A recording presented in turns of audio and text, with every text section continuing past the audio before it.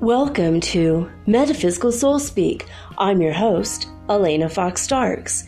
Hey guys, I hope that you're doing really well in this moment, and that whenever and wherever you are in this big blue ball of a world, that you are manifesting wisely and knowing, believing, understanding that your manifestations are happening just this fast. I have a story for you. Yesterday, I was kind of in a reverie, a little reminiscent of Mexico when I lived in Puerto Escondido on the Pacific side.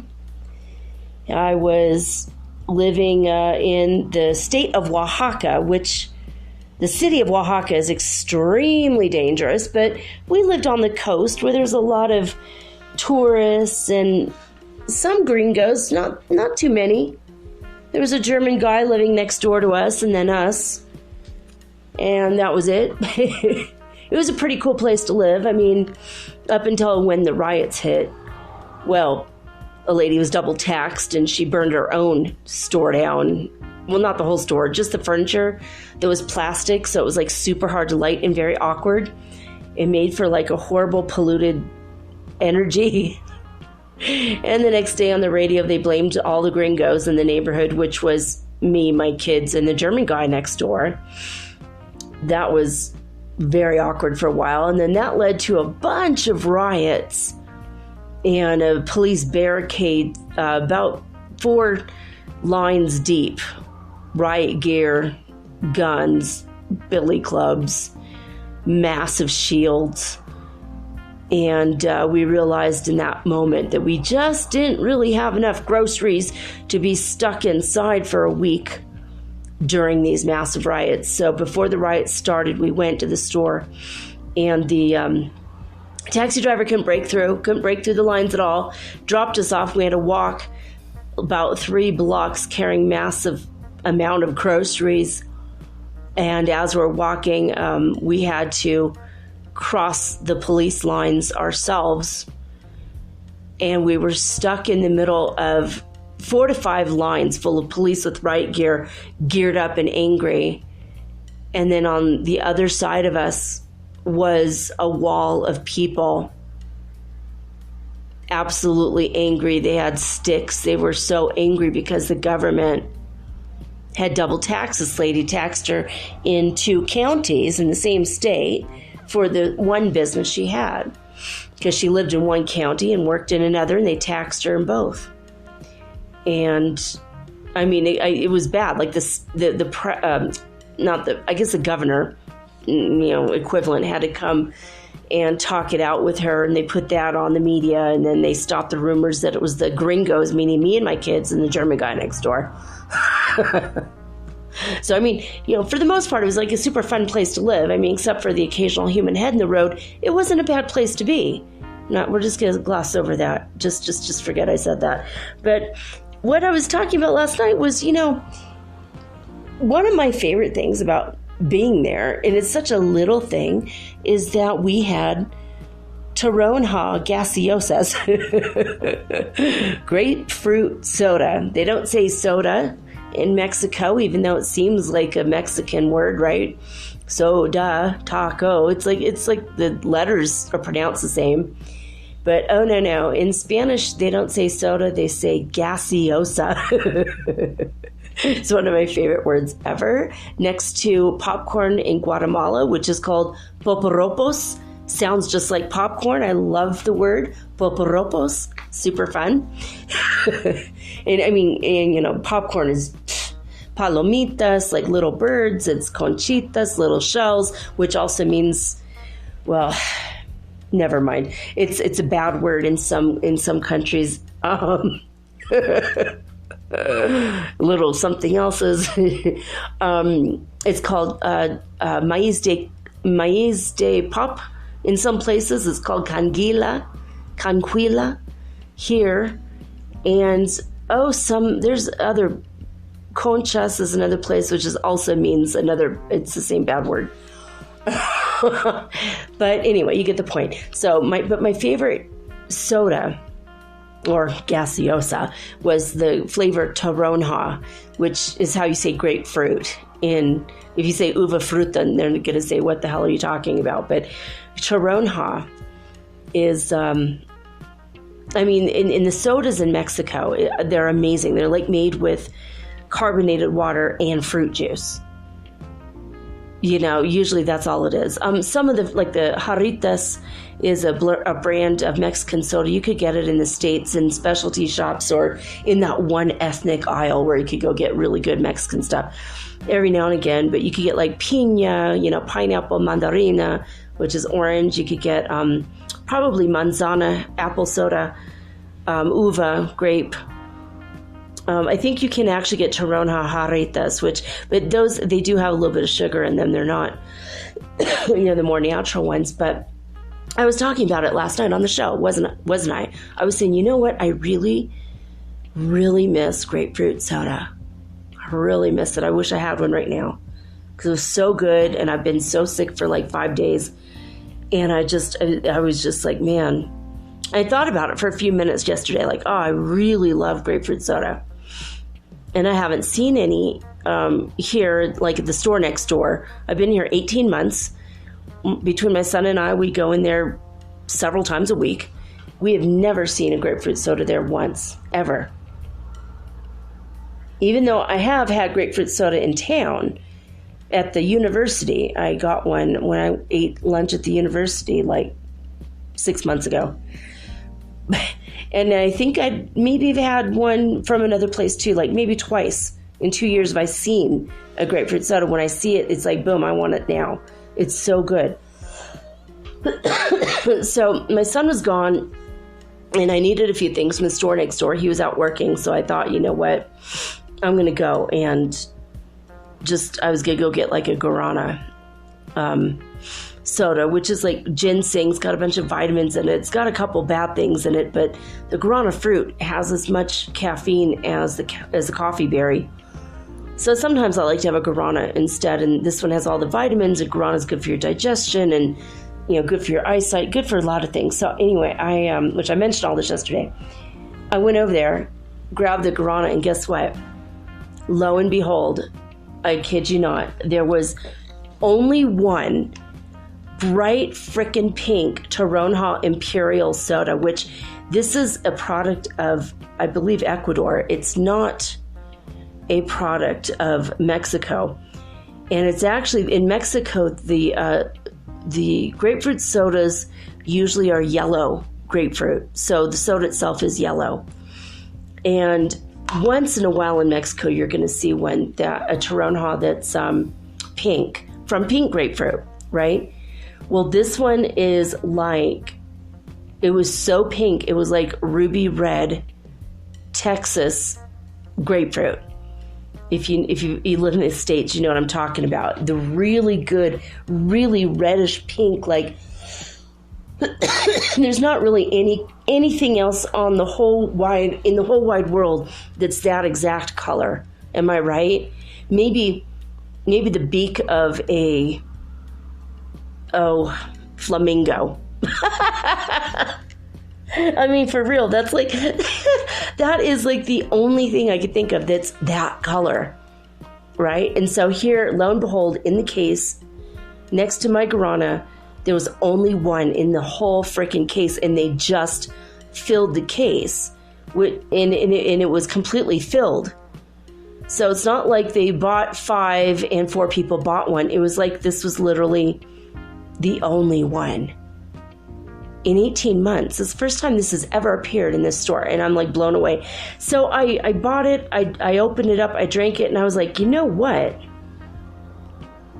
This is really, really, really good. I mean, it tasted like I was drinking like ruby red Texas grapefruit juice mixed with carbonated water. And so I drank the whole thing. And then I took a picture and I posted it already on Instagram so you can see the bottle. The bottle itself is pink. It's fabulous. It is a sexy bottle. I want you guys to see it. It's so incredible. But after I took the picture and I started looking at the picture up close, I realized really this is just like grapefruit juice, carbonated water with added vitamin C and zinc, which is exactly what I need to get better. I've been like for 5 days I've been thinking, God, I ran out of zinc, vitamins with zinc, and I really wished I had that. I don't know. I just want you guys to know that you can manifest anything at this time. We're in the 5th dimension. It's like so freaking rapid. And I thought, well, I wonder, it doesn't taste like it has any sugar in it. It doesn't. I'm looking at it now. It says bajo en azúcar, bajo en sal, no contiene grasa. On every single food item in this whole country, it tells you how much sugar, how much salt, and how much fat everything has. Everything. Except for maybe gum, but it might actually be on gum, but it's on every juice you can buy, like on Red Bull imported from the States, which is I think imported from yet another place, but Red Bull is it has a label, an extra label. Everything has an extra label, and it says, and on Red Bull says alta en azúcar, it's high in sugar, and it talks about it, and then they always put that for $2.50 for a little Red Bull, right next to the 50-cent Guarana, which is low in sugar, and the one that I buy that's $1 that's low in sugar. And but I bought them all; they're all really good. But all of them are packaged here, except for the Red Bull, which is like 2.5 times more with a lot more sugar. So they like sit on the shelf here, like it's And the ones that they have here, they add more vitamins and more minerals and. Anyway, I'm blown away. I'm like absolutely so happy. It made me super happy. I had a Toronja Imperial today. And I'm like, so that I had to bring. And this company has been around since 1951, it says. Unless my eyes deceive me. It's very hard to read. No, yeah, it says, Desday 1951. Desday from 1951. Literally, and that's my age, 51. That's weird. Okay. So that was the first thing I want to mention was like manifested the most obscure soda in town in less than 24 hours. So insane that that's happening.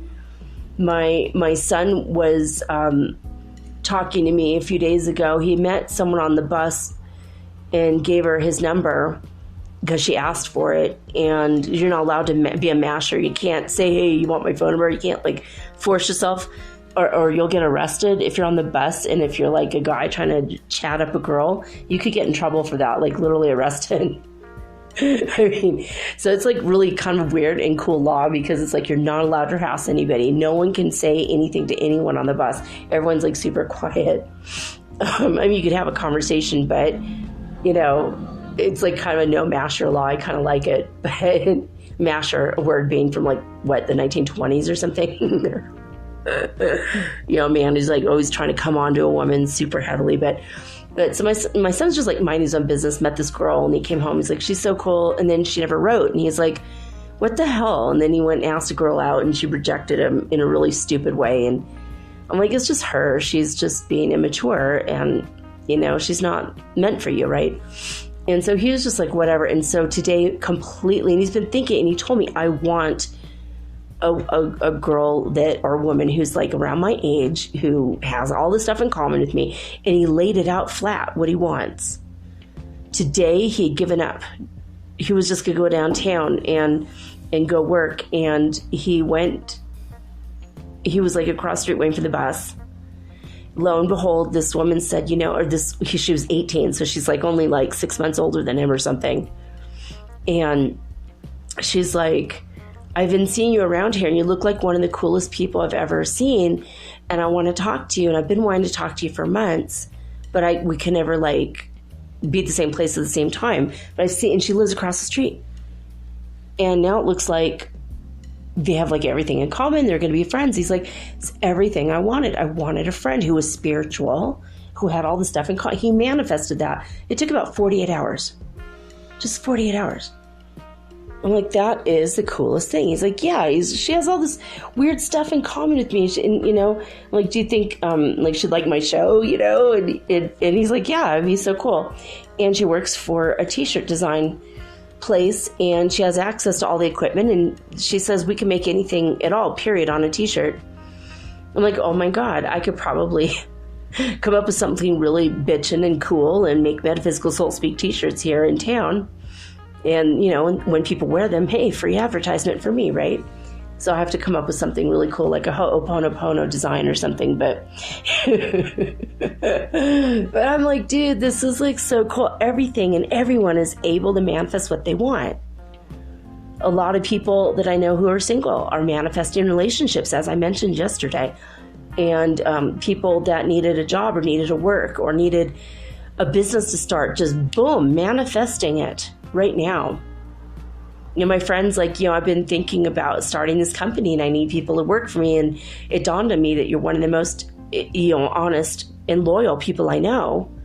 Even though we just met, like, now it's been about 2 or 3 months, maybe almost 2 months, something like that. He's like, but, of course, why would I work with you? This is so dumb. Why didn't I ask you? And I'm like, I've been telling him I need money, I need a job. And he's like, let's just have a company together and I'm going to pay you really, really well. And it looks like we'll be business partners versus me just having a job. After he said, I'll pay you well, like I'm an employee. Then he's like, no, let's just be business partners. I'm like, oh my God, that's like the coolest thing ever, right? So everything is coming together for everybody. Everything that you need, it's on its way. Whether it's a business partnership or a grapefruit soda. So I am feeling a lot better today. I'm still sick. I was coughing up stuff out of my lungs earlier today, which made me extremely nervous because every time I get a head cold, it usually ends up in my lungs.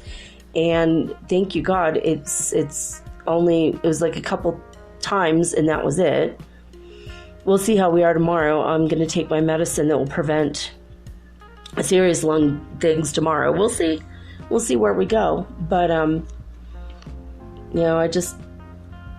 my fingers are crossed. Another thing I want to mention from last night is that, were you guys aware that, did you guys hear the sound of a tarot deck being shuffled over and over and over again during the show? Were you like wondering, why is Elena shuffling tarot cards over and over and over again and not actually doing a reading? Did any of you pick up on that? Did any of you think that was a little odd? That sound is odd. I mean, it's cool. It's ASMR, sure. Well, I'm going to tell you guys what happened. When I got done recording the show, I didn't hear that sound. I didn't touch my cards. I didn't make that shuffling sound. And what the hell? What is that?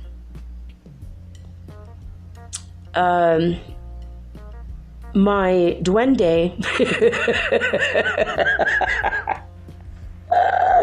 That's right. And I put a picture of the duende. So if you want to go to Instagram, also the duende, I took a picture of her and I put her sweet little face. I put her I put the duende on Instagram. It's at mermaidgirl888 if you want to go see. I also put pictures of our awkward Thanksgiving dinner. Just because I want you guys to see how good it was. It was so good. It looks every bit as good as it was. And it just was like a traditional, authentic style Thanksgiving dinner here in Ecuador. Blew my mind. Remember the awkward Thanksgiving story for the Thanksgiving Day episode, but everything was traditional except he put bell peppers in the dressing and made it a little spicy. It was so freaking good. Unbelievably good.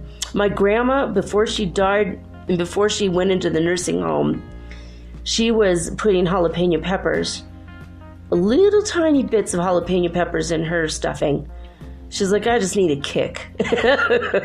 And she got it. It was good. And so it kind of reminded me of my grandma, and it made me a little happy and also a little sad all at once. But so, yeah, so getting back to this duende.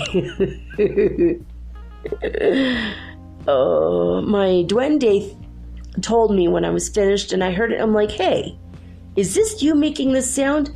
And she said, yes, you said in your show last night that your listeners wanted to hear ASMR, and because they like that sound. And she wanted to participate and let you guys know that she was here and that fairies are real and that you should believe in fairies, because I do. And obviously she does. And the fairies are all around me all the time. And every now and again, you'll hear a little something. I don't know what day it was. It was maybe 3 or 4 days ago. There's a crash sound coming from the other room in my kitchen. And I was in my room. My son was asleep in his room. No one was anywhere. No other person in here. And yet one of the fairies was crashing around in the kitchen. I don't know if it was Ariana. She says no, it wasn't her. But, my little duende, she wanted you guys to feel comfortable and happy. And so she gave you ASMR. So adorable, right? So cute. And I didn't hear it the whole time I was recording yesterday. I literally heard nothing. Absolutely nothing.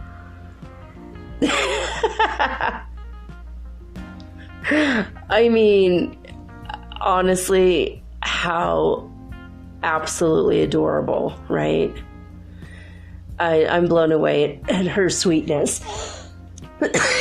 She hasn't tied anything in knots since she's moved into my room. So, all right.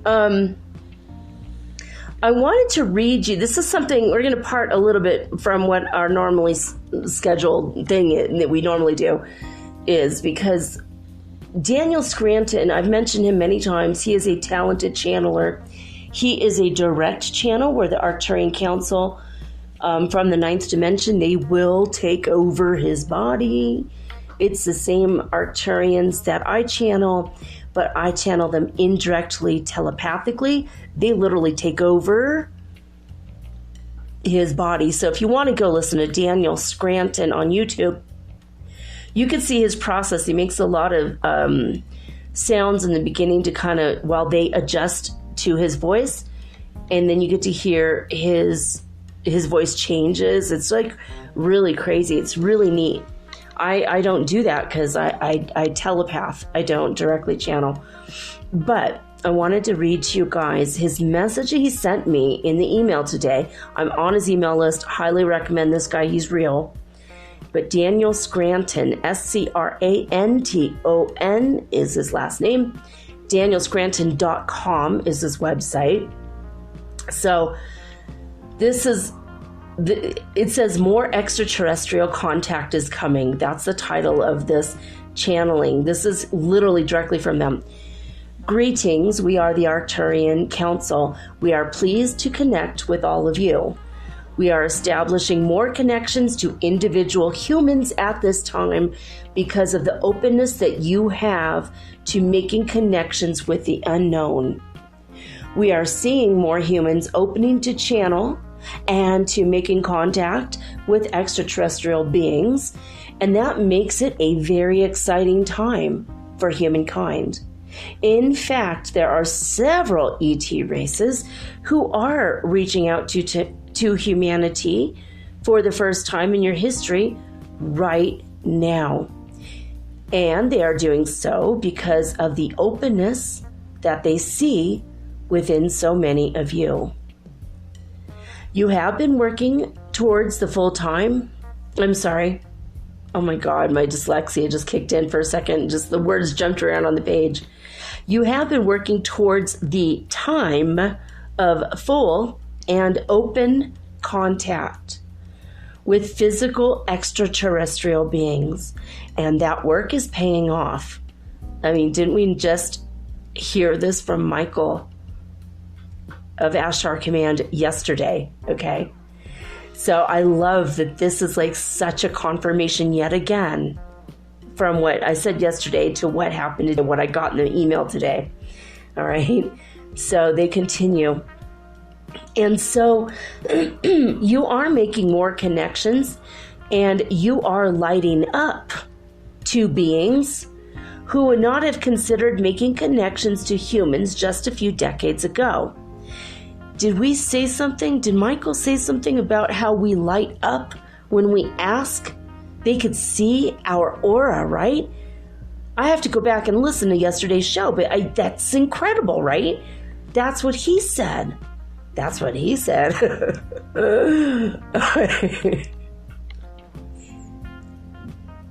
Okay, so you are making more connections and you are lighting up to beings who would not have considered making connections to humans just a few decades ago. Now is a wonderful time for you to be very clear about what types of experiences you want to have with ETs and what types, what types of ETs you want to have those experiences with. That gives us quite a lot to think about, right? Be clear about the types of experiences you want to have with the ETs and what types of ETs you want to have those experiences with. So, you want to have sex with the Pleiadian or coffee with the Lyran. You got to think about who you want to meet, what you want to do when you meet them. I don't know what they mean exactly by that, but I'm like that. Those are the things that came to my mind. Like, all right, okay, do I really want to pet a Lyran behind the ears? Yeah, but that would be inappropriate, so don't do that. Just saying. So this is what this, okay, they continue. I'm so excited about this, you guys. I'm so excited. The veil is being lifted. The UFO sightings are becoming more and more frequent. The truth is getting to so many of you about ET involvement in your history and in your current affairs. Space is becoming closer and closer to all of you as an experience. And that's a very good thing. What this represents is an expansion of the human consciousness. And that expansion includes more of your cohorts throughout the galaxy. You are inviting them in with your excitement for ET contact. You are creating that reality. And more of you are seeing them neither as saviors nor villains, but as equals. And that has also opened many doorways. If you have attempted to channel in your past and have been unable and have given up, now would be a good time to focus yourself once again on receiving higher frequency energy and information.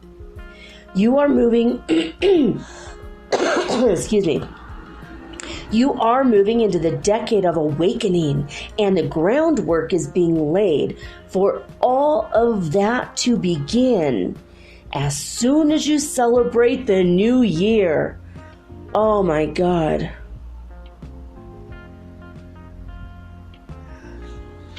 I'm so excited, you guys. I'm like beside myself. I read this already earlier today, right? And I actually heard Daniel Scranton yesterday channel this message. Was it yesterday? Maybe it was late last night, or maybe it was early this. I don't know. I heard him channel this message, and I couldn't. They talk so strange. I couldn't get all the information, and I thought, well, when he sends a thing the next day, right? So I couldn't really listen to him. I think I might have stopped it halfway through. Like, I'll just wait for the message, because it's hard to listen to them. Like, I hear what they're saying, but it's so disjointed in my mind, because he talks in a high-pitched voice. Like, he goes like, groundwork is being laid for all that you begin. You know, it's like that. It's like, you can't concentrate. Well, I have ADHD. I can't concentrate on that. So, so when this came early this morning, I read it and I was like, oh my God, this is so cool. Good news. And then now I'm reading it again. Now this is like the third time hearing the information. I'm finally registering. The groundwork is being laid for all of that to begin as soon as you celebrate the new year. I'm so excited. Okay, then they continue. There has never been a time in human history where humanity was as open to ET contact as you are right now. And there have never been as many humans on Earth who have had their own ET experiences as there are right now. The template for contact is there. It is in your collective consciousness, and it is time for those of you who want that contact to reach for it, whether through direct physical contact. Yes, please. I want to see you guys. Like when you guys come in my room and you pop in, I want to see you like before my physical eyes. Because I hear you guys heard them. I know my friend Phil heard it. A couple of people heard it. They're like, oh my God. It sounded like a cat crashing through your room. I think I was channeling the Arcturians, and here comes the Lyrans. They popped in and I felt them. I experienced several people standing next to my bed, and they crashed into something. They started moving stuff around, and I could hear them fumbling around during my channel of the other people. And they said, we want to say something. So I had to stop my one channel to start the channel with them, because they wanted to chime in on what the Arcturians were saying, because they're so excited about this too, right? They're excited about the ET contact too. So I'm like, yeah, physical, please. I want to see the cat head people. I'm sure they're adorable. You know. Anyway, I mean, I'm like blown away by this, okay?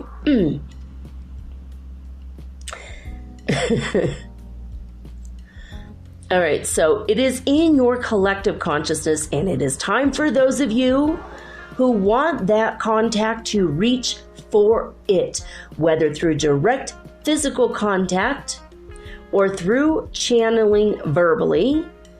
Now is the time. You are ready, and so are your ET friends in the skies.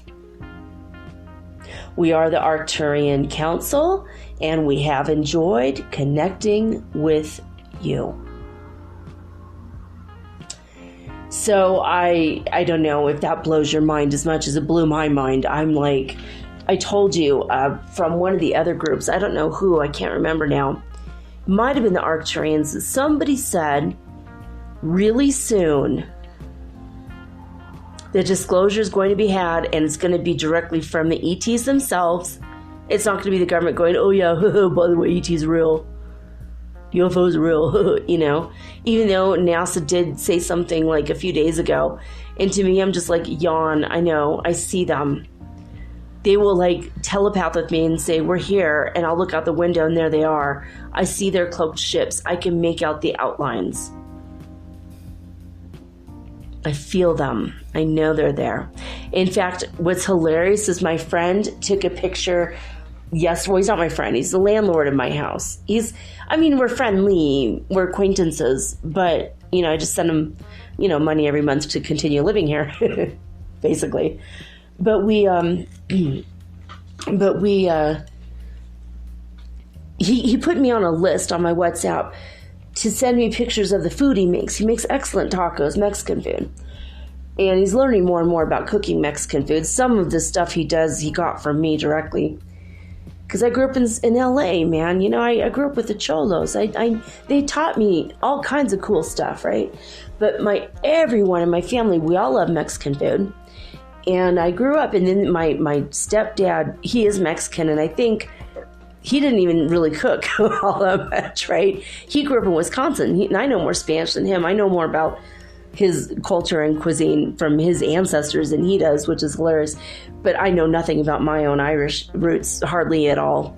So, it's just fair. That's how America is, or the United States of America is. It's like we all have these amazing, rich cultures and histories, and we have no clue about it. We don't speak our original languages from our ancestors. Most of us don't.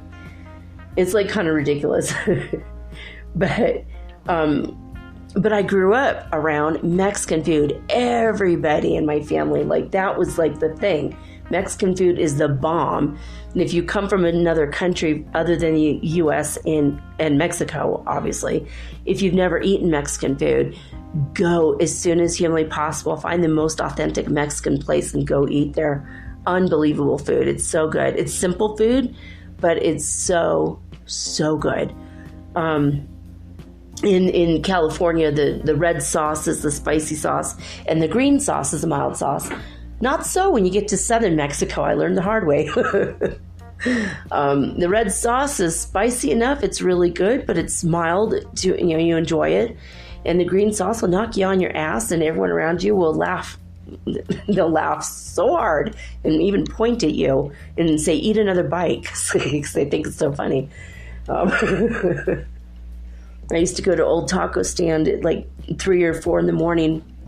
Well, until actually we'd leave, we'd drink beer or whatever and sit around with because I was friends with all the people who had the shops, because it was a tourist place, and we had the one apartment in the middle of the street where everyone goes to shop. So they would invite us down. They would invite us around 6 or 7 when the shops are closing up, and we'd be inside the shop just drinking and drinking and drinking. And then they'd be like, well, it's about time for our favorite restaurant to open. It opened at midnight and went until 5 a.m. It was the place to go when the bars closed. When you're done drinking in the bars, when you're done dancing in the clubs.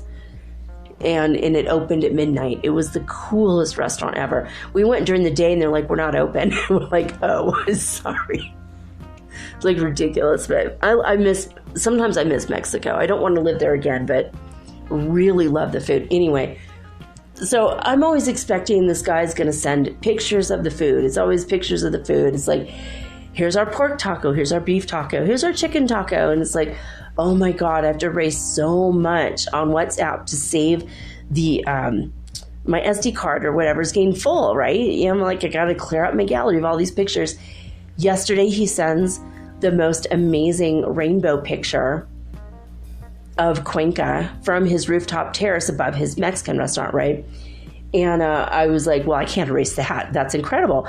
I open it up, and lo and behold, here's an Arcturian ship to the right of the rainbow. And with the Arcturian face in the window.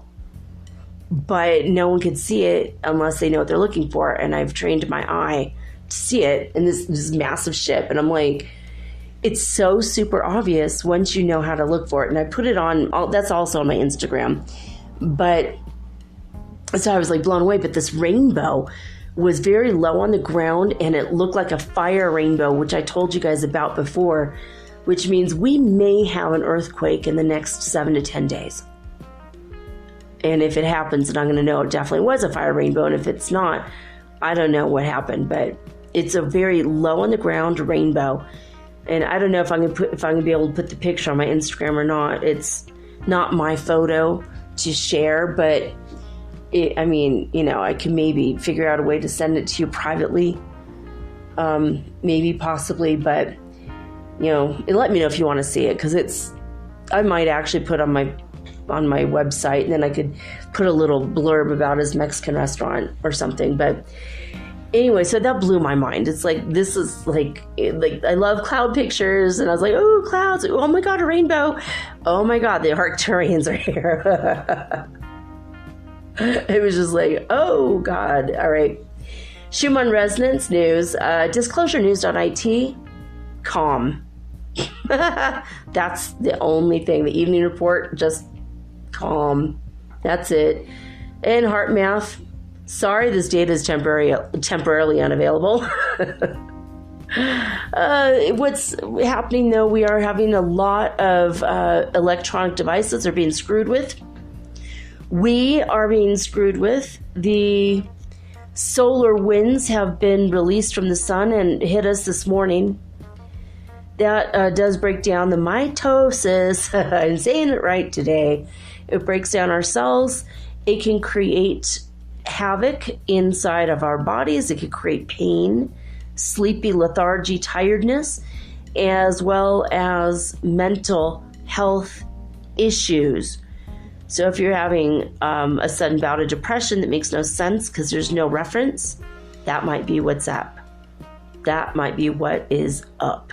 Okay, so be aware. Be aware of that. People are having angry outbursts, emotional, irrational thinking, crazy, out of nowhere, fighting with you for no reason, judging you, blaming you, cajoling, all that crap. It could be because of the solar winds. So, because I told you that the top and bottom poles of the sun, it's like, just like nothing, zero activity. Zero, zip, zilch. That's it. Crazy, crazy stuff. So, I have one more thing to tell you before we get to A Course in Miracles, and then we get to tonight's episode. We're going to do Genesa crystals. I'm going to tell you what they are and explain them to you, how you can make one for yourself and cleanse your whole house, block, neighborhood. Make a really big one. You could cleanse 2 or 3 miles from your house in every direction. So it's an important thing. We're going to talk about it, where it came from, who created it, all that, and why he created it. And I'm going to try to look for antidotes. That's not a word. Anecdotes about, or anecdotes. I think the C is silent. Is that right? Anecdotes. Anyway, I'm going to look for stories. Stories. And stories. I feel like Porky Pig sometimes I talk. All right. All right.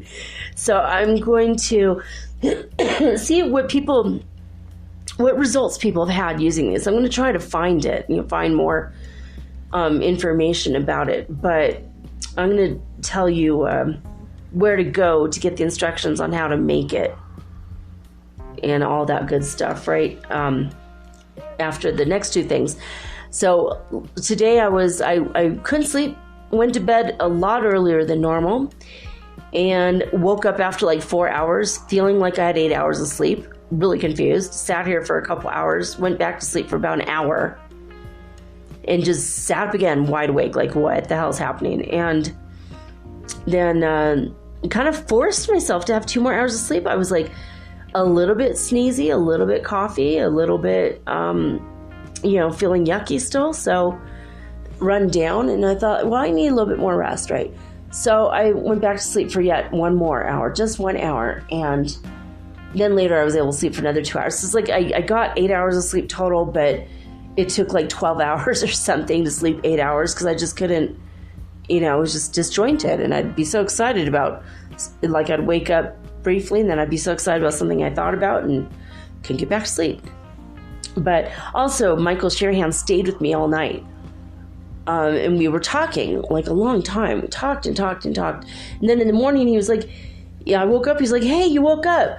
And then we started talking more about stuff. And we're talking about how when we can physically see the Pleiadians, he wants me to go on the ship with him. I'm like, I definitely want to go on the ship with you. Holy crap, I want to go on the ship with you. And he had mentioned this before, and he's mentioned again this morning.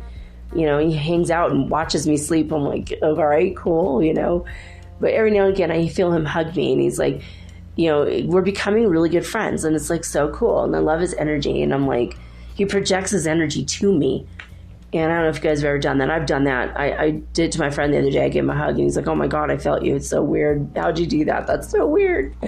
Like, I don't know. I don't really know how. I just do it. Anyway, excuse me. So I had a dream, and the dream was that my son and I were going to go camping. Another one like this, okay? We were going to go camping, and I went to go scope out the place where we wanted to camp at. And I was by myself. I drove my car, which I don't even own a car, but in my dream I had a car. Drove my car there, and it was somewhere in the United States. I don't know where. It wasn't here in Ecuador. It was in the U.S. And I drove the car, and I got out, and I walked quite a ways to the campsite where we thought we were going to go. And it's just literally just land. I think it was someone's private land they were going to let us camp on. It wasn't government land. It wasn't the freaky forest land where everyone goes missing. It wasn't my own land. It was just regular, just whatever. So anyway, I got out of the car, and I was walking, and I stood, and I was very quiet and silent, and I wanted to hear the birds, wanted to get the general energy and vibe of the place to see if that's where we wanted to be or not. And I looked to the right, and there was a fire, and I'm like, oh God, what the hell? And it was really far away, but I thought, you know what? The wind was the right way at that moment, but it could shift, and if it shifts, we would be caught in the fire. And I thought, you know what? That's not good at all. And a mountain lion walked up to me again, a mountain lion, a cougar, walked up to my right side, and I put my hand on its neck, like it was my friend. And it just stood there with me, and I kind of hugged it a little bit. And I'm like, are you okay? Are you okay? And it didn't say anything. It didn't look at me. It just stood there. And all of a sudden, and I walked away from her. I think it was a female cougar. I walked away from her a couple feet. And so I'm going to check out this land more. You can come with me if you want. And I started to walk a little farther. And she just stood there, and all of a sudden, a mother deer and a baby deer started to flee the forest as fast as they could, and they ran by me and almost knocked me over. Just like the baby deer's antlers nicked my side a little bit, and I was like, oh my God. And I looked at the cougar, and I go, that means we got to get the hell out of here. There's a fire, and it's caught over there now. And so the cougar and I don't know, I guess the cougar got in my car with me or something. And then we went several miles away, and I opened the door so you could get out or you could stay, and I'll take you to a safe place, and I'll bring you back when the fire's over. You know, it's like my friend. It was weird. And then we were standing there, and the cougar started to run. She wanted to run across the highway. And I'm like, oh no, I'm not allowing you to go over there. There's too much traffic. I don't want you to die. I don't want you to get caught. And I grabbed the cougar around the neck, and I hugged her, and I said, look, I'll let you go when it's safe. And I would start to let her go, and here comes another semi, here comes another truck. People are going crazy because of the fire, and they're rounding the corner real fast. And then I let her go when there was a lull in the traffic. I go, be very careful. Only go to the center divider and wait and look for traffic. And I taught her about the human lights, like, the street lights. I taught her what they mean and which one to watch out for. And she was watching. She's really smart. Cougars are really smart. And she got out to the center divider. And then I said, I need to be with her. It's like I need to make sure she's okay. If she could get to the other side where there was no fire, she might be all right. And it was just like such a tense dream. And I felt like I was really working, and I was really there, and I was really helping a cougar not be hit by a car, not be killed in the fire. I felt like I was really there. And when I woke up, I was exhausted, and my muscles in my neck and back, like I had been holding onto a cougar so tight around the neck. You know how strong cougars are. And I had to hold it back with my spirit to make sure she wasn't hit by a car. And I was so scared for her. And I was like a guardian angel for a cougar last night. And she was like laying in the center divider just waiting because there's so much traffic, she might as well lay down. And her little tail was like kind of almost getting run over, and then she'd move it out of the way, and it's just making me so nervous. I was like, oh my God, you got to be careful with your tail, right? Because that's how they bounce and they run. They have very long tails, and like at the end of the tail is very sensitive and it's bulbous, right? And it like helps. It's like a rudder on a ship, right?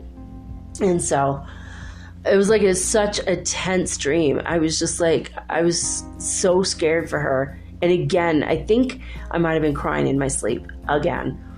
And I don't know, it just, this one though, God told me it was real. Like I really was like a guardian angel for a cougar. And the cougar knew I was there, and she let me guide her. It was like someone I trained in heaven when I was an animal trainer up there. I did a show on that. If you haven't heard it yet, it's literally called I Was an Animal Trainer in Heaven. And I mean, I wasn't the only one. There's a whole bunch of people that do this, but here I was, you know, with her. All like I was with her spirit, and she lived. She's okay. Those deer that ran by, they're okay. They got away from the fire. I didn't see other animals, and I don't know where this was. It might have been like Montana or something. I don't know where there's fires right now. Might have even been Alaska. Crazy dream. Crazy dream. You know, I just want to go and tell you guys out because I don't know. Are you guys dreaming about cougars? That's like 2 nights in a row for me. And I know that in heaven I trained like all the bears, all the wild cats that were huge. I'm an animal trainer for the bigger animals, and I've been dreaming about them my whole life. And anyway, I have a jaguar. Black jaguar is one of my totem animals, and every now and again I'll walk with the jaguar. I'll feel him with me, you know. I'll feel like they'll send a jaguar spirit to hang with me once in a while. But when I got a divorce, for example, I had African lions with me. A whole family, they came and they laid in a circle around me to make sure I was safe emotionally. And they're very sweet, very loving, the big cats. You know, when they're in their higher power, just like all of us, basically. All right, so in A Course in Miracles for the Foundation of Inner Peace, lesson 177, yet one more review. And the thought that runs throughout all these lessons for the review: God is but love, and therefore so am I. The first thought that we should focus on today is taken from lesson 163. There is no death. The Son of God is free. There is no death. The Son of God is free. God is but love, and therefore so am I. The second thought to focus on today for the review is taken from lesson 164. Now are we one with Him who is our source. Now are we one with Him who is our source.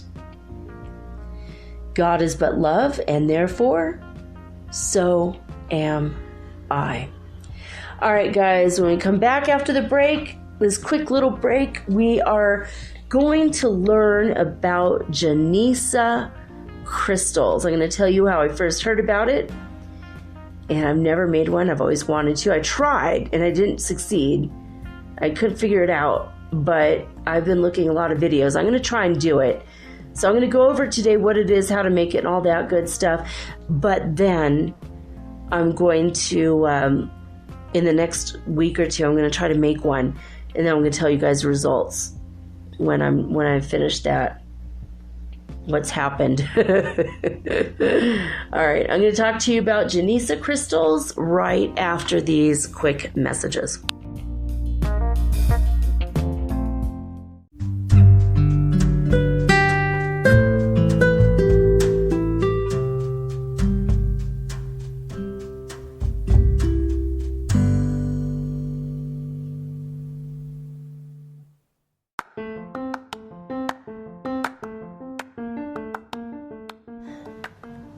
If you haven't heard about Anchor, it's high time you did.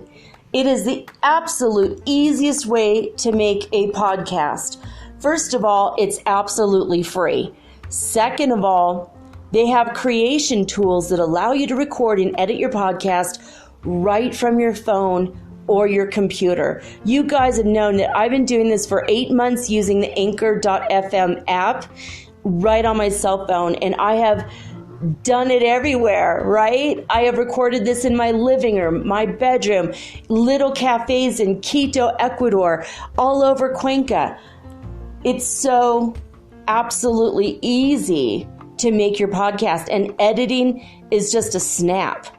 Anchor also will distribute your podcast for you, and it took me about 2.5 months to become syndicated, and now I'm available on Spotify, Apple Podcast, and many more, and so can you. You can make money from your podcast also, and there's no minimum requirement. You get paid from your very first listener. It is everything that you need to make a podcast all in one place. So please, if you are interested in making a podcast of your very own, do not hesitate to start with Anchor. Download the free Anchor app or go to anchor.fm to get started today.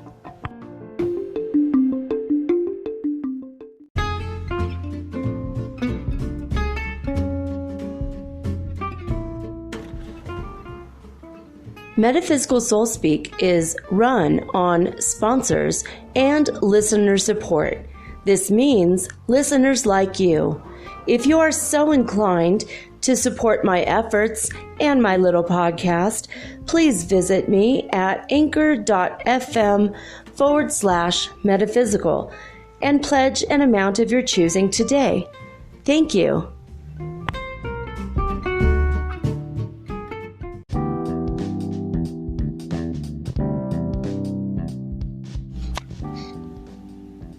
All right, so before we get into what a Genesa crystal is, you're going to hear the words 5 platonic solids. And it seems like everyone should know this, like from college or maybe even high school, maybe chemistry class possibly, or math. I don't even know what this would be. I learned this in a Greek history class, or no, I didn't take Greek history. It was a Greek literature class of some sort. I honestly don't remember the name of the class. I was 18, so I mean, it's a lot of years, but I remember learning about the 5 platonic solids. And what's weird is that when I learned about them, I thought they were basic shapes like a triangle, a square, a circle. And that's what I remembered, and that's really freaking weird, because when I was having a conversation with Jude Dikoff, who is the person who does the Starseed, Starseed Perspective. I'm like, what's his name of his podcast again? Duh. I only said it a bunch of times like 2 weeks ago. Anyway, he's my near twin flame that we just reconnected recently. He found me, which is really cool. So we were having this conversation, and I'm like, it's got this the 5 platonic solids, and these are shapes, and I started feeling this energy of I wanted to suddenly build things out of copper wire or copper piping, and I wanted to build like sculptures, right? But that would have a great deal of energy. And I started thinking about all the different shapes that are sacred, right? And then I said, he said to me, he needed something, I don't know. We were having a conversation, and it was like,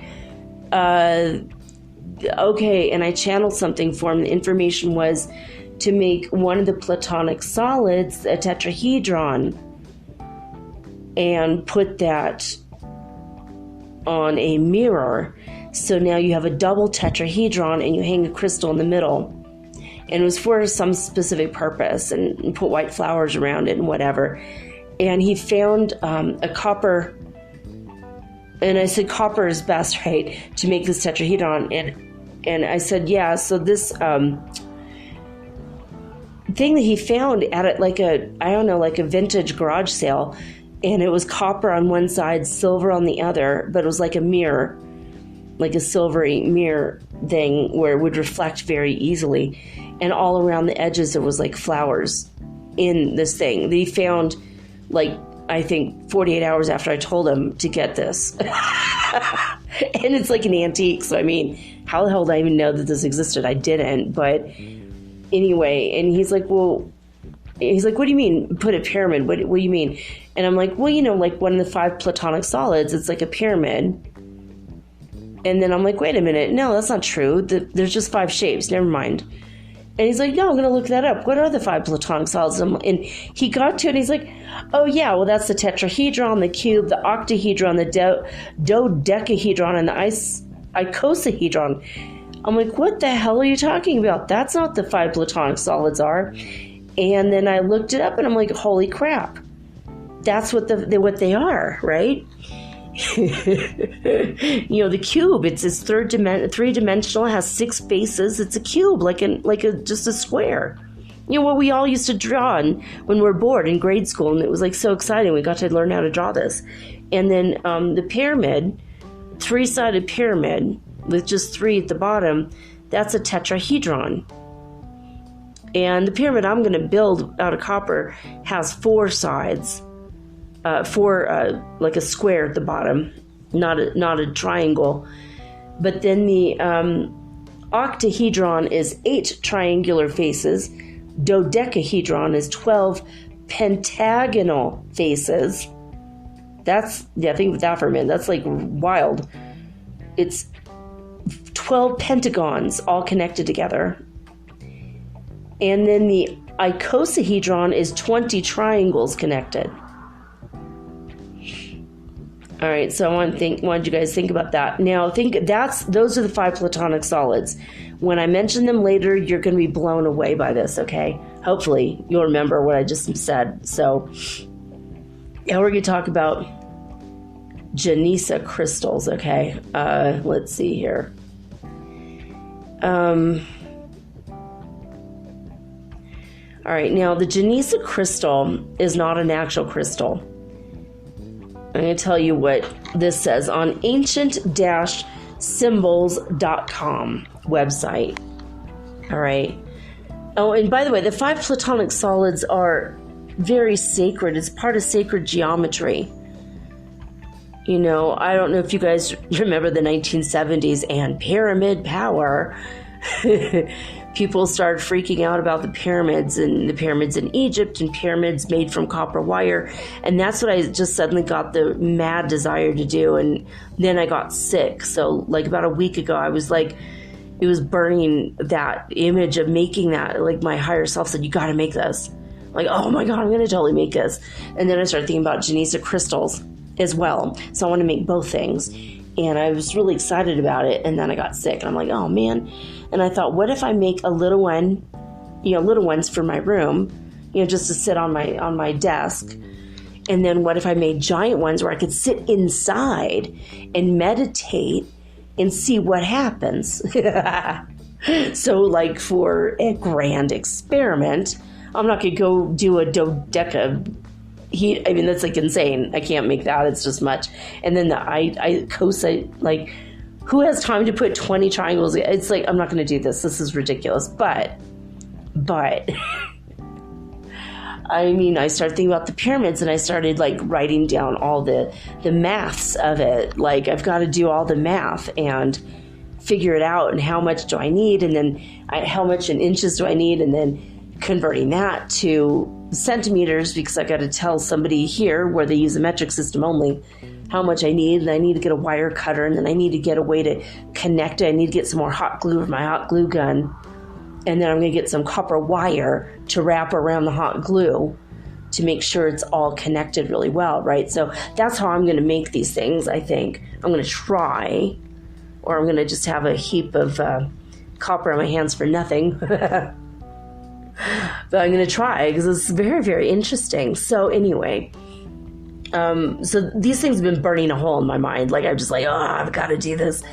And but one weird thing about this is when Jude looked this up, and told me this. I'm like, oh, no, that's something else. And then I looked it up. I'm like, oh my God, duh, you just looked up something. This is what came up. Is what I looked up, it came up, which means we came from a timeline in which that wasn't what it was. The 5 platonic solids were, for us, was like just a simple triangle, a rectangle, like a pentagon, you know, maybe a parallelogram, I don't know. I mean, it was not at all what it is now, like 3-dimensional shapes. So I thought that was really freaking weird. It's like we hopped a timeline and now what we remember doesn't exist. And what exists now is a lot better than what we remember anyway. So, hey, hey, okay. Anyway, so I thought that was very strange. We both have the same memory of it being something way simpler. But okay. You know, and then the Merkaba, that's not even one of them, but that's like another sacred symbol, right? A sacred shape. And all of these are sacred symbols and sacred shapes. But check out this story. This is wild. Genesa crystal. It's spelled Genesa. If you have French as your first language, that would be Genesa, because J's are G's and G's are J's. J. Yeah, I don't know. So, but Genesa, it's almost like Ganesha, but not really. Or like genes in your DNA, Gene and then SA. Like genes, South America. It's kind of crazy, right? But anyway, Genesa crystal, created in 1940 by an agricultural geneticist. Oh, that's why he named it Gene. All right, I get it now. Dr. Darald Langham. This is a wild ass name. I've never heard of this. Derald. It's like Derek and Harold mixed. Oh my God! If you are a gay couple and your names are Derek and Harold, you could just be Darald. That would be like your combined name. Oh look, Darald's here again. I guess, or maybe Herrick. Is Herrick better? Okay, anyway, getting back to this. Okay. Dr. Darald Langham, Langham, so you can look him up if you wish.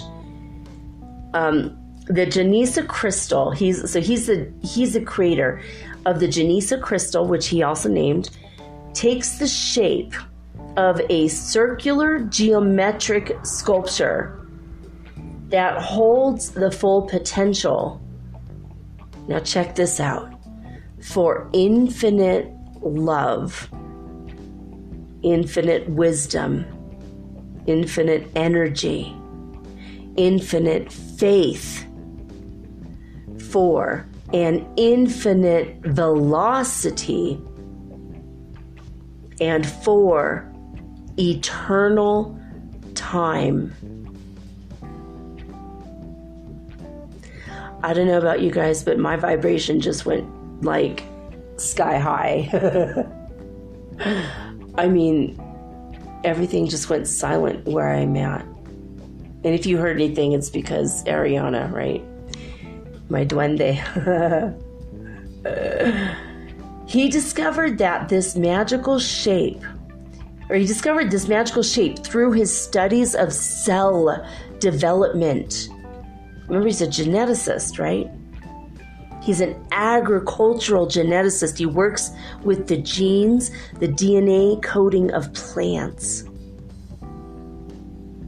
So he discovered this magical shape through his studies of cell development, wherein he saw that all living things share an 8-cell stage of development.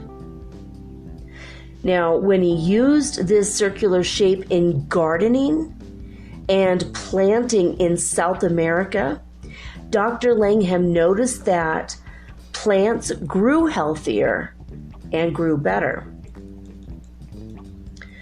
Looking at the Genesa crystal closely will reveal that, now check this out, The 5 platonic solids, which are the building blocks of organic life, are contained within its design, giving the shape very much a mystical power. It is said that the Genesa crystal can be used to promote harmony, increase physical well-being, improve emotional control and mental clarity, and it increases vital energy. Many people use huge life-size, like any size would be life-size because it's like, okay, never mind. But life-size meaning as tall as humans, okay? You could walk inside and meditate inside it. Many people use huge life-size Genesa crystals as a conducive place, what did I just say, for meditation and prayer, while others wear Genesa crystal pendants to align the spiritual body with the physical body and to enhance healing. Others also use Genesa crystals to attract love, peace, and good health within an environment. Some even put stones inside the shape to enhance its power. The Genesa crystal may be used for cleansing the environment, promoting healing for medical conditions, for achieving balance in life, or as an aid in meditation, yoga, and spiritual breathing. Okay, so that's according to ancientsymbols.com. All right. Now, let's see here. I'm going to tell you really quick how I came about this. There's this website I put here. Now I don't even know if I... all right, I'll tell you what it has to say here about this. Okay, but how did I find out about a Genesa crystal? I read The Perelandra Garden by Michelle, small right. I say Ma instead of Michelle because her name is spelled M-A-C-H-A-E-L-L-E, Michelle, small, S-M-A-L-L, dash, right, W-R-I-G-H-T. Now, Michelle Smallwright discovered a lot of cool things. So, I mean, seriously, she is a trippy being.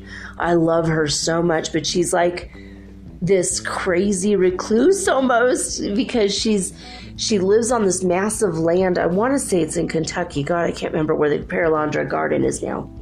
But I know it's in somewhere like the southeast part of the United States. And she started working with nature intelligences, and she started working with her medical team, which I did a show on this about getting in touch with your medical team. That's basically they're disembodied doctors and spiritual masters who live on the other side in heaven, and they can help you. You know, if you have an illness, you could ask them, and they'll scan your body, and they'll tell you if you got a disease or something that needs serious attention, or they'll say maybe you just need apple cider vinegar, spray Bactine on it. I don't know. They'll tell you if it's an emergency or not. They'll tell you what you need, and then you could go get confirmation from a doctor who's incarnate, living, and see if it matches up. And they've never steered me wrong. My team, I've had them in my life for a long time, and that's how I started connecting originally to God and my holy guardian angel, the archangels, and my spiritual healing team and the ascended masters. And in her book, she says, oh, just do it for an hour, and then don't do it again for a week, because it can be very powerful and overwhelming. And after a while, I just said, I don't think she's right. After a couple years, and I started attaching myself to them and keeping myself attached to God. Not always to my medical team, but always to my, my holy guardian angel, my higher self, God, right? So I learned a lot of stuff from her, but then I took it further and did my own thing with it. And then I run across Dr. Bennett, whose book, The Ascension Perspective and Karma Transformed, both of his books, in fact, talk about how you never should break that connection once you say, I want to be connected to God. That's it. Just don't unconnect. Use your dual attention to do whatever you're doing in your day-to-day life, but also listening to the voice of God. And that's why sometimes I'll talk to you guys, and then God will automatically channel through something, and I'll say, oh, that wasn't from me, it's directly from God. Sometimes I can tell the difference, and sometimes not. As you could tell from the book that I've been reading, where they just said that, which is all crazy, because it all goes together. Everything I teach all goes together. But, so anyway, I was interested in her gardening method, the Paralandra garden, and she discovered that certain soils don't grow because they're lacking energy in some ways, or they have too much heavy energy, such as the site of a battlefield won't grow food.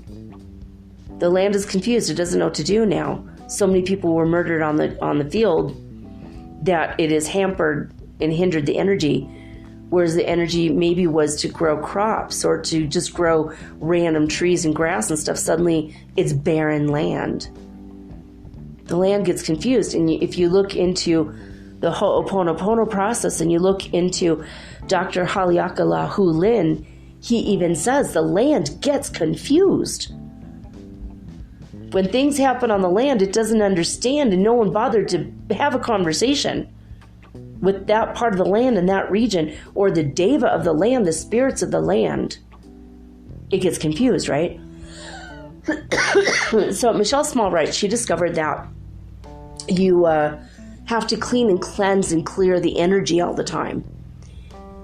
And she started working with the devas of the land to go deep, deep, deep in the earth and release and shake free and shake loose all of the negative emotions that humans had that were shoved into the dirt. And little particles of dirt are like crystals, right? And there are crystals deep below the earth, and it's just like that negativity just keeps generating. I mean, you know that if you've ever been to a house that just won't sell, you see a house and you're like, oh, this is a cool house, I want to go see it. And you go there and you might notice that the house number adds up to 13.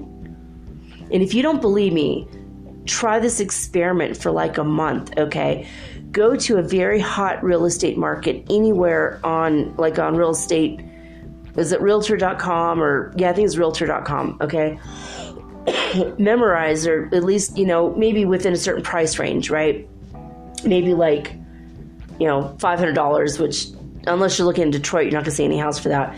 $500 to like $250,000, right? So like LA, or maybe, LA, $400,000. That's like a fixer house, which is sad, but so expensive there. But just watch. And if you want to watch it for 6 months, you'll see that this is true, right? Look at all the houses and look at how long they've been on the market. And when you look at the houses, the ones that give you an energy of sadness, or it feels like an energetic gut punch, look at the address. It usually adds up to 13 numerologically, right? So it's kind of weird. So certain energy, certain places have like a bleh energy, right? And when you ask Glennis McCants about this, she's the numbers lady, she will tell you, well, if you have a house that has an unfavorable number, on the back of the door or inside the mailbox, you have to paint or put another number that will add up to the number you desire. So we'll go into numerology another day. I think I already might have done a numerology episode, but so anyway, lands, properties, they have a good energy or a bad energy or a neutral energy, right? And I talked about that also in my karmic cities episode.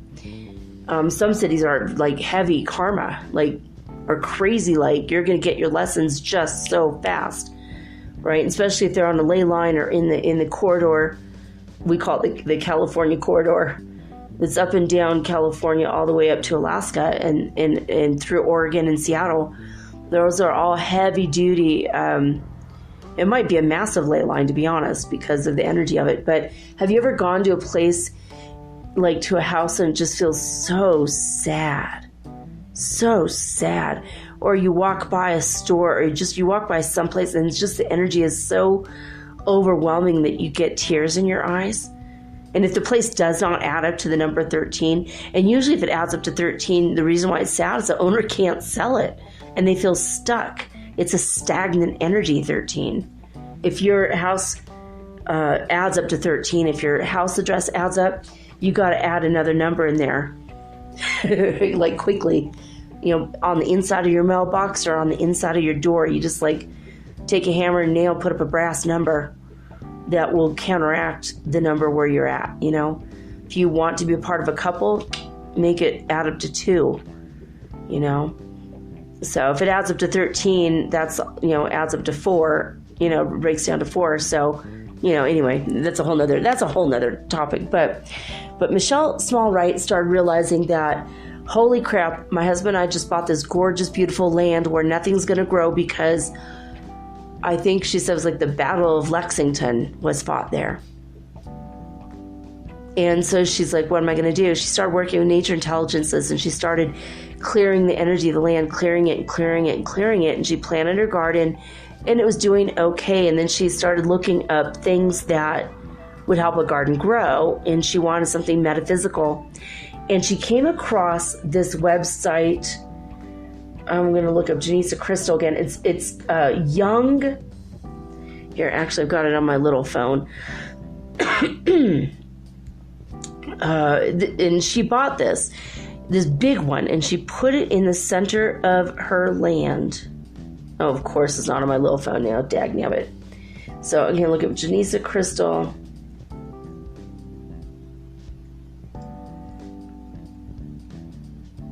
And okay, so she put this in, all of a sudden everything came together. It cleared the rest of the energy from the air out and from the living plants and the trees that might have seen the war, basically. And she started doing this for different lands all over. And she even went, this is how bold she was. She went to Findhorn in England, I believe. I think it's in Cornwall, England. She went to the Findhorn garden and told them what she discovered. And they were like, oh my God, we never thought about that. Why didn't we think about that? That where people were murdered, where they were kept as slaves, or, when I was in Peru, I felt that heaviness. Like, they're like, oh, this is the courtyard, this is the mansion, this is the blah, blah, blah. And the whole time I was on the verge of tears and I wanted to punch somebody. I was so angry. And I realized the anger wasn't from me. It was from all the spirits surrounding me. Because they couldn't leave that frickin' land. Or the land and how great the pisco was and the crops and it made Peru rich and blah, blah, blah. Yeah, on the backs of the African slaves that were forced to walk on foot from Venezuela. Look at a map. And then look at, on the way to Cusco, this little place outside of Ica in Paracas. It's actually between Lima and Ica, or Lima and Paracas. I mean, it'll make you cry when you look out on a map how freaking far that was. They made the slaves walk that far. And then they were slaved and they all died there. And we went into the torture chambers and we saw the blood on the walls. It looked fresh. Even though it had been hundreds of years. And all those people are still hanging around, their blood on the walls. And I was getting sicker and sicker and sicker while I was there. And I said, all you spirits who are around here want to leave, let me know. And then I got distracted by the stupid tour guide. I forgot I said that. An hour later, we arrived in Paracas. And I was sick to my stomach. I couldn't see straight. My head was being pushed on because they're like, come on, lady, get us out of here. Once I released them and I let them, I helped them get to heaven. I opened a massive portal. I mean, like thousands of slaves, like 5,000 people. And I let it go. I'm sure if I go back to that land today, it's going to feel better. But it's still got that energetic yuck energy. I didn't even clean the land. When I go back, if I ever go back and do that tour again, I'll have to go clean the land. I have to. There's no way I can't. I have to cleanse the land, because it's a shocker that anything did grow there, and it did. It's blood, sweat, and tears of those people who believed they could make it work, and the slaves, because they wanted to make it work. It was their sheer will, because of all the negativity in the land. And I'm sure now, and even like where they said, and this is the courtyard, la la la, and it was hardly any grass growing there.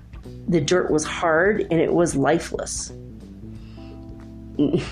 Because karma, and that stuff gets shoved down into the land. Well, Michelle Smallwright, she took this Genesa crystal that she bought, let me see, on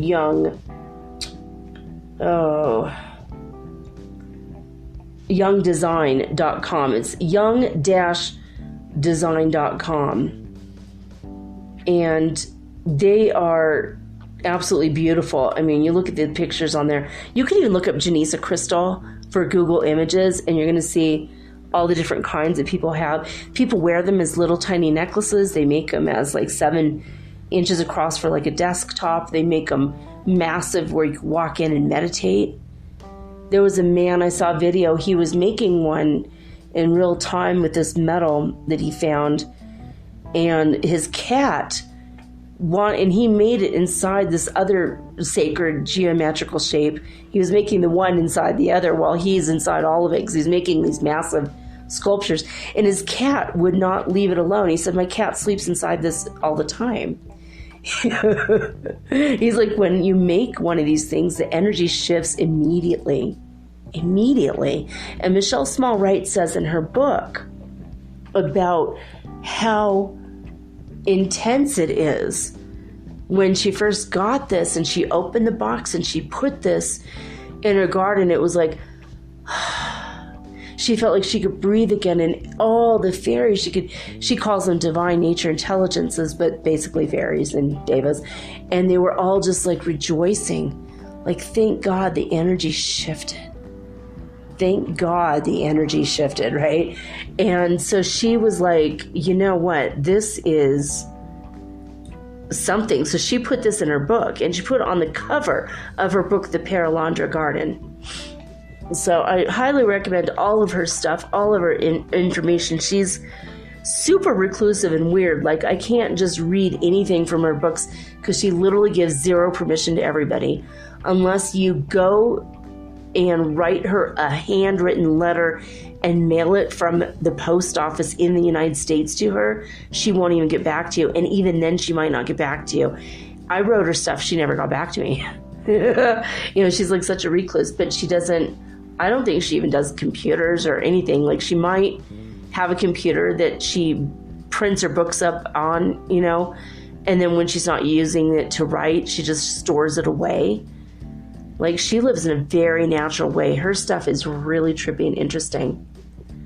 So when you go to youngdesign.com, they say the Genesa crystal is a sacred geometric symbol. 4 woven circles forming a sphere composed of 6 squares and 8 triangles. This is an elemental geometry reflecting the ancient wisdom of unity and the modern understanding of interconnectedness. Used around the world, Genesa crystals are pleasing, interesting sculptures and potentially powerful tools for personal healing and planetary healing. So it says here that healers, therapists from both holistic and allopathic medicine fields have experienced amplification of their healing intentions when they use a Genesa crystal in the presence of their patients. People from many walks of life have found that they affect their thoughts and their actions, and they lead their lives more productively, positively, and joyfully when they are in the presence of a Genesa crystal. So, and it says here about Dr. Daryl Langham that he used the phrase Genesa to describe a family of shapes that he found to symbolize growth patterns which life energy flows, in which through life energy flows. Oh, and it even says right here, see, I didn't even see this earlier. I read this website earlier today, and I didn't read this part. In the Paralandra Garden Workbook, that's the name of it, by Michelle Smallwright, it is written that they have used their 24-inch Genesa crystal as an air energy conditioner. I mean, an energy air conditioner. It literally conditions air, right? It draws in energy from within a radius of 2 miles. It cleanses that energy and balances it and then sends it back out. Now, she's always working with the fairies, the fairy folk, the devas. And the devas told her, and she uses kinesiology, muscle testing, to get the answers, right? They told her how much energy is moving through this thing. And so that's what she put in her book, because that's what they told her directly. Now, that's if it's 24 inches across, 2 feet across, and that's what's in her garden. And in a 2-mile radius all around, in every direction, 2 miles. Down below the earth, up above in the atmosphere, every direction, okay? Now, a 36-inch crystal now is at the center of the Paralandra garden. So it's like 3 feet across now. So when she wrote the book, it was only 2 feet across. Then she got a new one. And now a 36-inch crystal also graces the gardens of the Findhorn community in Scotland. If you guys don't know about that, I'll probably have to do a show on it because it's pretty incredible. We have found in Maine that Genesa crystals can amplify and balance a gardener's co-creative intentions, and that plants will thrive and help to physically filter the air when their energetic environment is harmonious. So I was blown away by that. I read something, this wasn't, let's see, articles, reviews, I don't know, no, that's coming soon. There was something that I read on here about what, I don't know where it was now. I know I read this, so I'm going to just tell you guys. Now, they do theirs handcrafted in copper because everybody loves copper. It is gorgeous. You go to look at their website, young-design.com, and you can make this at home. I mean, it's easy to look at this. There are 4, basically you just make a hoop, like a hula hoop. You could probably make this out of a hula hoop, actually. You know, so would that be like $2, $4, $6, $8, right? Not much, you know. Hula hoops are not more than $2, at least last time I bought a hula hoop.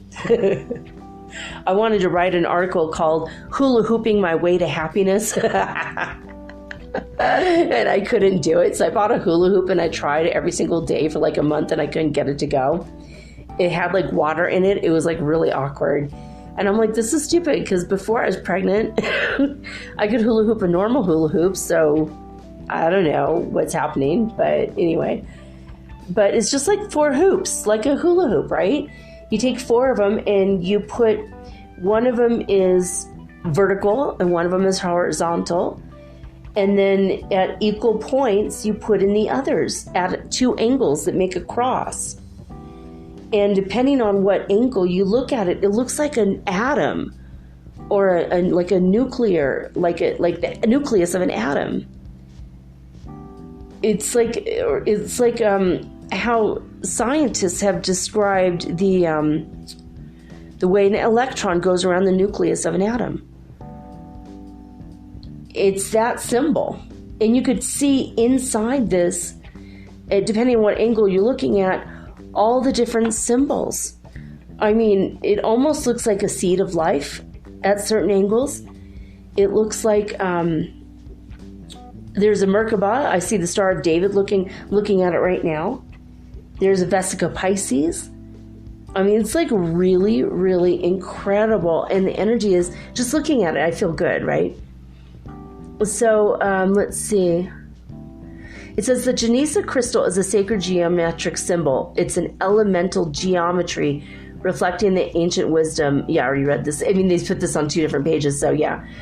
Basically, the ancient wisdom of unity and the modern understanding of connectedness. So, it says, sacred geometry is a set of rules which underlie the structure of all matter. It is a blueprint for all formation of all life forms. The more we understand these rules, then perhaps the more we can understand ourselves, our structures, and life itself. So that's what it says on Young Design, which basically it's like how to order, contact us to order. It's not, they have gorgeous pictures though. So I wanted you to see this. It's called a Genesa crystal. It's not a crystal at all, actually. So I know it's confusing, but when you go look it up, you're going to be like, oh, okay. Now you know what it is. It's like a shape that contains, it's like the seed of life, literally. It's like what our cells look like when there's only 8 cells in a clump, basically. The sperm and the egg come together. It's one cell. There's unity for a moment between the male and the female energies, and then it divides into 2 and divides into 4 and divides into 8, and then bam, there's a Genesa crystal. Every single life form on Earth has this, okay? So I'm looking at lightforcenetwork.com, and they say, as controversial as it's always been since being introduced by the plant geneticist Dr. Darrell Langham in the 1940s, the Genesa crystal, though not at all a crystal, is widely believed to promote overall well-being, positivity, and wellness. The 5 platonic solids are incorporated into its design, and yet it's so easy to make. It's just 4 hoops connected. But you gotta go see online, and there's a lot of instructional videos on how to make it. All organic life is believed to be created from these building blocks, and Dr. Langham found out that these shapes symbolize the growth patterns that allow life energy to flow. The Genesa crystal eliminates unbalanced energies in the environment, allowing people there to live more joyful lives, promoting productivity, happiness, and healing. So almost the same exact thing as what it said on the other website. Maybe they stole it. I don't know. I'm not going to accuse them. But there are many other practices that stemmed from the basics of sacred geometry to promote healing. And this is talking about just in general sacred geometry. So it does help.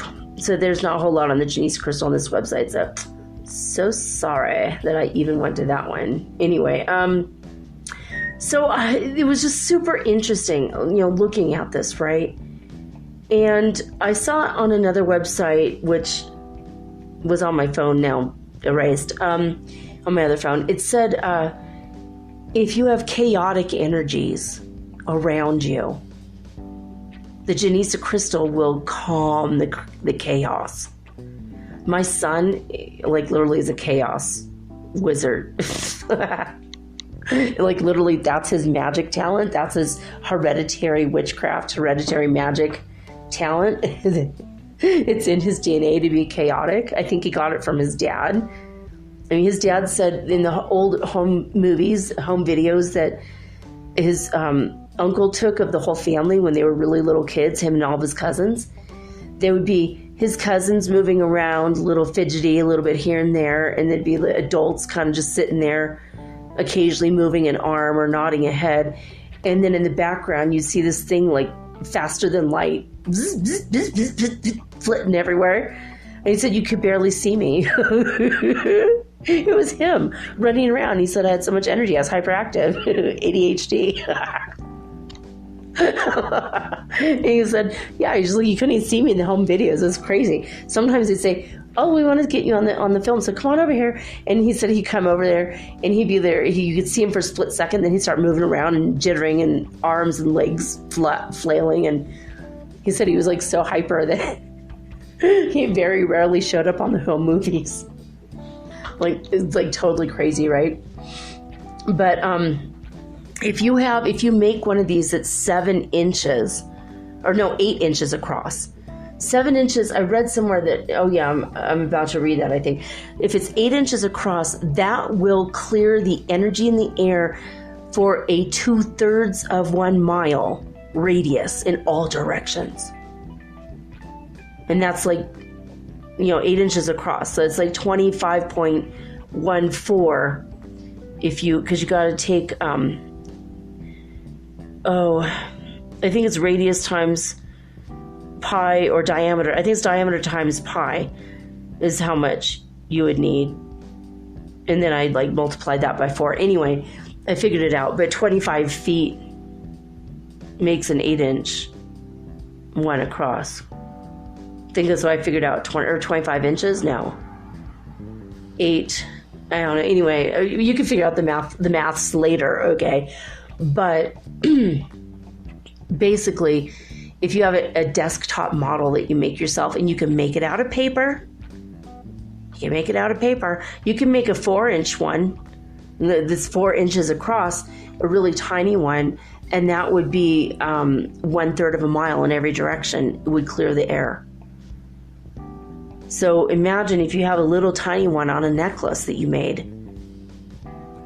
That would clear not only your energy field, but all around you in every direction, probably for a block. And now, also I read that if you could put coins, money into it, it will bring and draw money to you. You put intentions written on a piece of paper and put that inside, it will bring your intentions to you and just manifest like this. Just like that. Now, if you put in crystals, like actual mineral rock crystals, like amethyst quartz, whatever, with your intention, maybe written down with the crystal, that's way faster. Genesa crystals, it's like, seriously, this idea has been burning a hole in my brain. Then God told me today's the day to talk about Genesa crystals on your show. I'm like, yes, this is cool. I can't wait to talk about it. So I looked at the alchemyforums.com about the Genesa crystal. And this is what this person had said. They were doing scientific experiments with it to see. And by the way, the reason why it said he did this for South America, he did this in Venezuela for Venezuelano farmers, and all their crops started coming in. I don't know if you guys know this because Venezuela is in such a terrible state right now, but he made these out of plastic, not out of metal. I'm assuming they all broke down and no one remade them, and now look at what's happening in the country. I mean, it's just my that's my wild guess. But yeah, the crops, I mean, there was a time in which Venezuela was like the wealthiest nation in South America. It's a beautiful, beautiful place that Americans are not allowed to go because we will be shot on sight if we try to get in. Period. But no one wants to get in there now. It's like $1,000 for a bag of rice, and if you go into a store and there's a bag of rice on the shelf, you're lucky. All the shelves are empty. It's worse in North Korea. But anyway, but that's he literally made these for Venezuela. So crazy, right? All right. So this is what these people said. There's a very long forum link, but it says, we asked about the Genesa crystal. They're going through different platonic solids and different shapes and seeing what works, right? The pyramid power and all that, right? We asked about Genesa crystal as queried by Albion, and then they gave a little way to get to Genesa crystal, right? All right.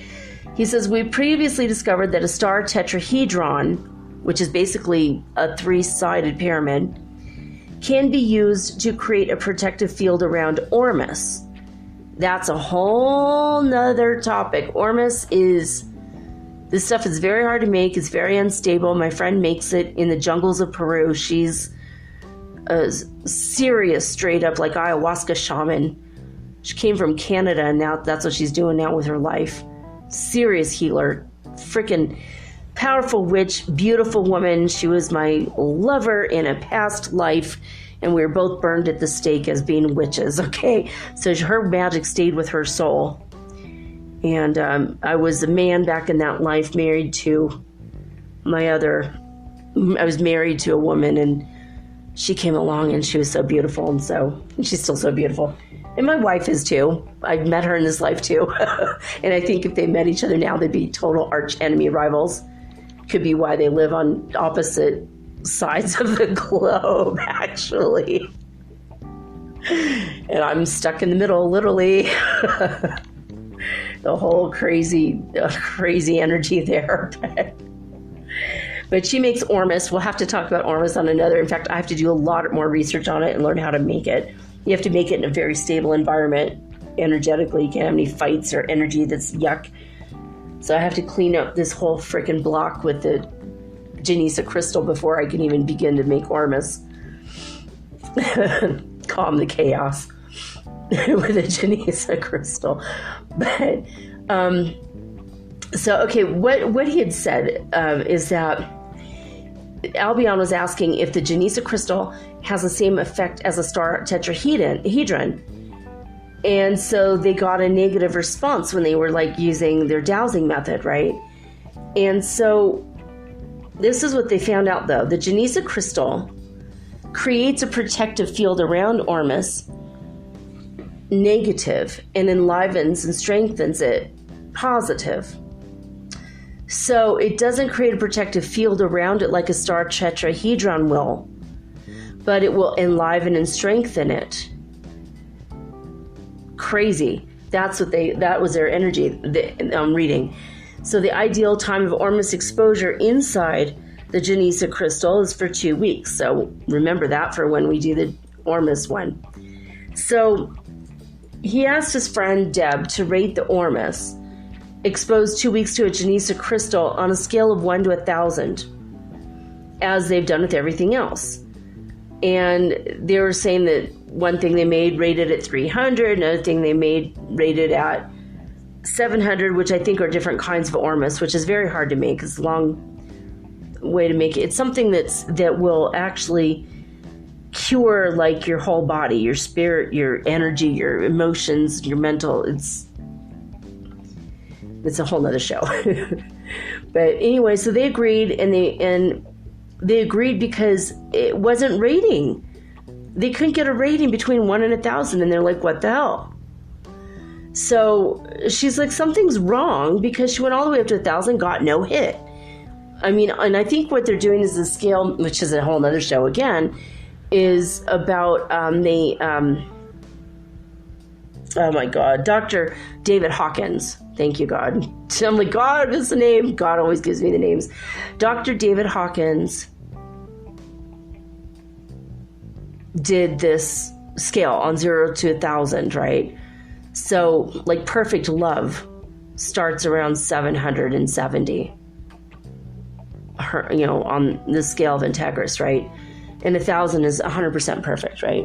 And Jesus, I think, is, he's like at 1,000 or like is something like that. And I mean, when I first started testing myself, I started off at like 325 or 350 as far as my own energy. Now I'm like, I don't know, like in this 600, 700s. I don't know, am I in the 700s? God said, yeah. 800s. Am I in the 800s? On the scale of Integris, am I in the 800s? No. On the scale of Integris, am I in the 700s? Yes. So I've like doubled my own personal integrity by moving to where I needed to be, by doing what I need to do, like this show. So when you're in perfect harmony and balance with yourself. So anything below 200 is not in integrity. So like if you hold a piece of cheese and you can't tell if it's good or not, you ask, and if it's above 200, you can eat it. But if it's above 300, it's healthy. It was below 200, throw it the hell away. Might hurt you. For example, so anything and everything, Walmart surprisingly tests very high on integrity, even though they don't run it with integrity now. But it was started by a man who had integrity. Sam Walton actually had a lot of integrity. I was shocked when I heard that, because knowing what Walmart is now, but I bet their integrity has gone down in the past few years. But anyway, whole nother show. So it said, she was perplexed by it. So basically, she had to keep going up above 1,000 to see where it was. And on a 1 to 1,000 integer scale, the Ormus was at 1,800 after being exposed to the Genesa crystal for 2 weeks. Now remember, when they did one kind of Ormus, it came out normally as 300. Another kind of Ormus came out at 700, depending on the technique they used. But when they put it inside a Genesa crystal for 2 weeks, it strengthened and enlivened it to 1,800 on scale 1 to 1,000. So, all right, there's that. Let's see what else. I'm not going to read all of his science and stuff. So basically, that's what it is. They're saying for them, they discovered that 7 inches is the optimum diameter of a Genesa crystal. So 17 inches across, or from top to bottom, right? It's a sphere. It's like a circle. So, but it's like a three-dimensional circle. But it's actually, I think it's reaching into higher dimensions and pulling energies from all over the place. So they said it does matter a lot. Things don't have to be suspended. You just set it inside the crystal against the table, with the crystal over it, whatever it is will help it. And so you could go online and find, there's a paper you can get, there's like a website you could go, just look up, I think it's just genesacrystals.com. I think that's where we were. I'm not really sure, but you could just go there and even also on the Young Designs one, and there's a paper you could just like print it up off your printer, and it has strips, and you just cut them out with the scissors. You can make one of these out of paper, like tonight or tomorrow, and you're going to automatically get the good energy going in your house until you have the time to go and buy the copper. Or whatever you want to use. For me, it's copper. You could do it out of plastic pipes. Anything you could build, anything. I was thinking about going to get fabric and doing it out of fabric. Just like doing like a decoupage thing and putting it around a bowl and making 4 of them and putting them inside each other. And you can make fabric ones, hang them from a ceiling like a decoration, or paper. You could do this, it'd be interesting. You could experiment with it. Let me know how it goes, because I'm really interested in this. Anyway, that's all I could tell you tonight about the Genesa crystals. I hope that you make it, learn from it, feel the energy of it, and really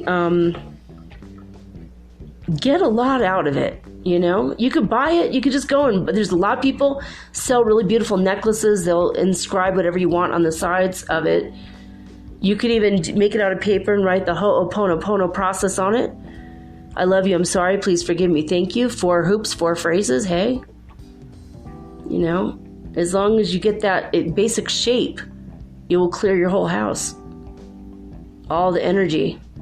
Anyway, that's it, guys. That's all I got to say about that. I'll be back tomorrow with all unique and original programming, just like always. And, yeah, that's it. I want to hear your Santa Claus stories, miracle stories, if you've ever seen the fat man flying through the sky. If you ever thought you saw something rush by and you felt the energy, and all of a sudden you have the spirit and magic of Christmas inside you, even if you're not even a Christian. I want to hear about it. I'm going to tell you guys my stories, but I want to hear yours too, if you guys have any. If not, we'll have to come up with a different theme for next year's. So far, I've gotten 0 stories, so please send me the stories. And tell your people on Instagram.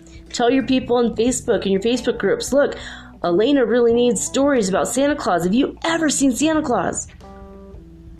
Do you have any Christmas miracles, Hanukkah miracles, Kwanzaa miracles, any kind of miracles at all? Around the holidays, Diwali, even in like November, December, if you're in India, I want to hear about it. Let me know. And even any holiday around this time of year in which I don't even know the holiday's name. Very, very likely, because there's a lot of countries in the world. So I don't know all the traditions and cultures, even though I'd like to. So I want to hear about it. Let me know. All right, that's it. I have to go rest. I'm still sick, but I am getting better. Alhamdulillah. Thank you, God. I'm getting better, but it takes me a couple days more than it used to. All right, that's it, though, guys. I love each and every one of you. Thank you for listening and for being on this ascension journey with me and on the spiritual path with me. We are all in this together because we're all one. Mitakue Oyasin. In Lakach, I am another yourself. Signing off with peace and joy and the high vibes of the holy fifth dimension. Until next time, guys, peace.